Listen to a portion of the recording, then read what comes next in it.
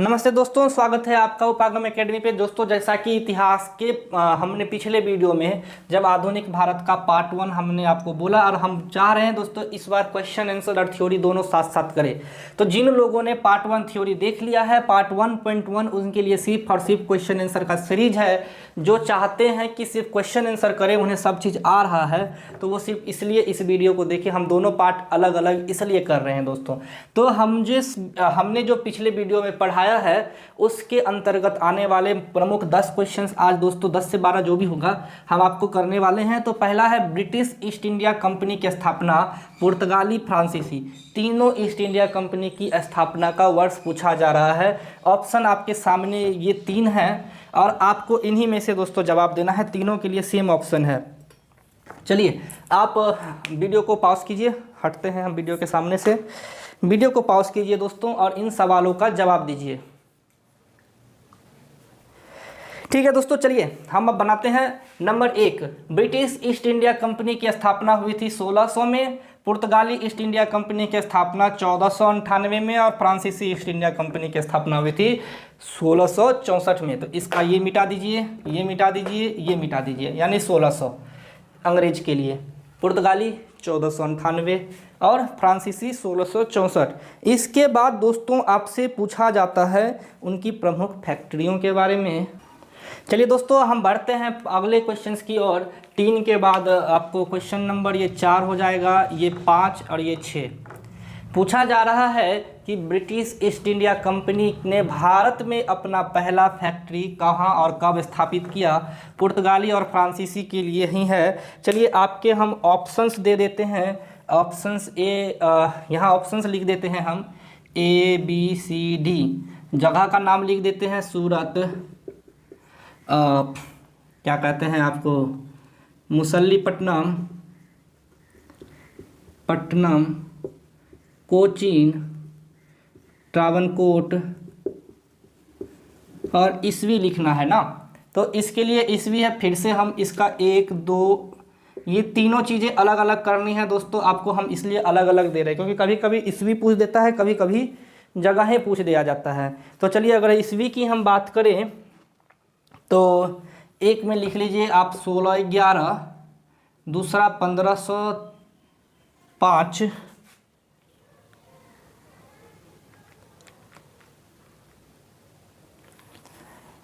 सोलह 68 और 1503। ठीक है, ये 4 ऑप्शन है। वीडियो पॉज कीजिए और आप इसे सॉल्व करने का कोशिश कीजिए। लाइट इशू कर रहा है, लग तो रहा है, थोड़ा शिफ्ट करना पड़ेगा वीडियो को।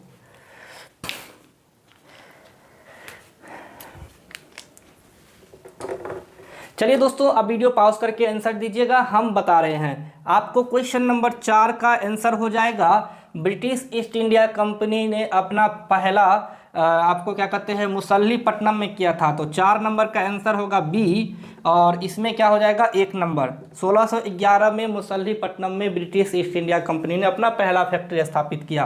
पुर्तगाली लोगों ने अपना पहला फैक्ट्री कब स्थापित किया था, क्या होगा दोस्तों इसका आंसर? इसका आंसर होगा 5 का C नंबर, कोचीन, और इसमें क्या हो जाएगा 1503।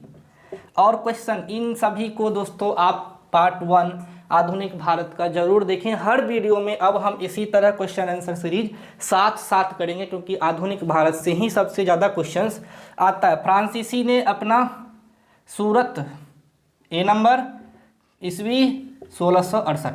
तो ये आपका आंसर है। चलिए दोस्तों बढ़ते हैं क्वेश्चन नंबर 7 से आगे की ओर।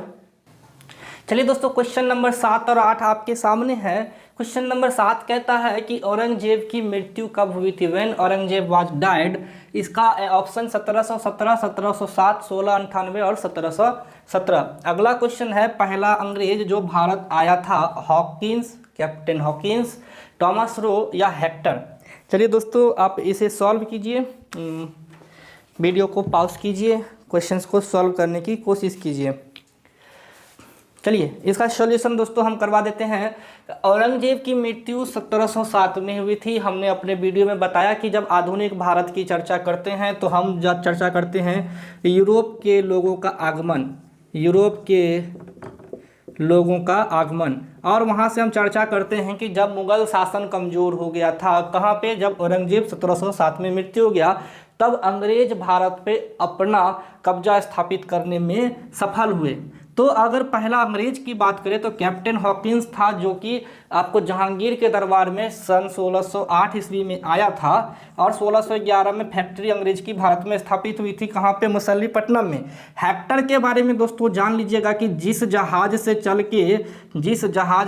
के हॉकिंस भारत आया था, उस जहाज का नाम हेक्टर था। ये थोड़ा अपर लेवल पे है, नहीं पूछता, लेकिन हाँ ये क्वेश्चंस बीएड में पूछे गए हैं। 8 के 8 क्वेश्चंस बीएड में पूछे गए हैं।